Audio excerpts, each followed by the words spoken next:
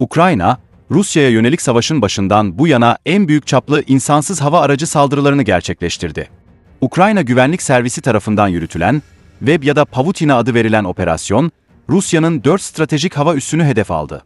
Murmansk bölgesindeki Olenya, Irkutsk bölgesindeki Belaya, Ryazan bölgesindeki Diaghilevo ve Ivanovo bölgesindeki Ivanovo hava üsleri vuruldu. Bu saldırılar, İstanbul'da gerçekleşmesi planlanan Ukrayna-Rusya görüşmelerinden bir gün önce düzenlendi. Ukrayna kaynaklarına göre, operasyon kapsamında 40'tan fazla Rus stratejik bombardıman uçağı, aralarında Tu-95, Tu-22M3, Tu-160 ve A-50 erken uyarı uçaklarının da bulunduğu araçlar hedef alındı. Saldırılar, FPV kamikaze dronlarla gerçekleştirildi.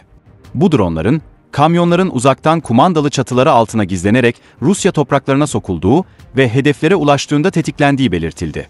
Ukrayna medyası, operasyonun 1,5 yıl süren hazırlık sürecinin ardından Zelenski ve Ukrayna Güvenlik Servisi şefi Vasil Malyuk tarafından bizzat denetlendiğini ifade etti.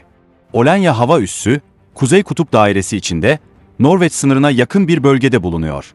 Ukrayna sınırından yaklaşık 2000 kilometre uzakta. Sosyal medyada paylaşılan görüntülerde, üste ciddi hasar ve yangınlar olduğu iddia edildi. Belaya hava üssü, Moğolistan sınırına yakın, Ukrayna'dan 4000 kilometreden fazla mesafede bulunuyor. Operasyonun en dikkat çekici hedeflerinden biri oldu.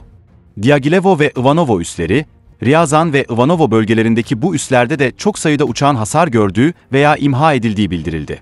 Uydu görüntüleri, hedef alınan uçakların açıkta ve korumasız bırakıldığını gösterdi. Ukrayna'nın bu saldırıları gerçekleştirmek için kullandığı yöntem, askeri uzmanlar tarafından ustaca olarak nitelendirildi.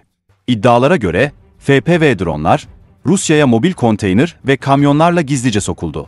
Bu kamyonların çatılarında gizli bölmelerde saklanan dronlar, uzaktan kumanda ile havalandırıldı.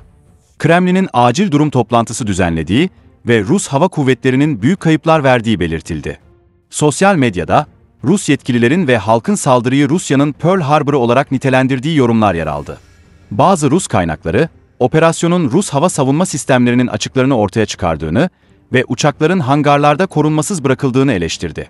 Bu saldırıların, görüşmeler öncesinde Ukrayna'nın elini güçlendirmek için stratejik bir hamle olduğu yorumları yapıldı. Ukrayna'nın 1 Haziran'da düzenlediği bu operasyon, Rusya'nın stratejik hava gücüne ciddi bir darbe vurdu.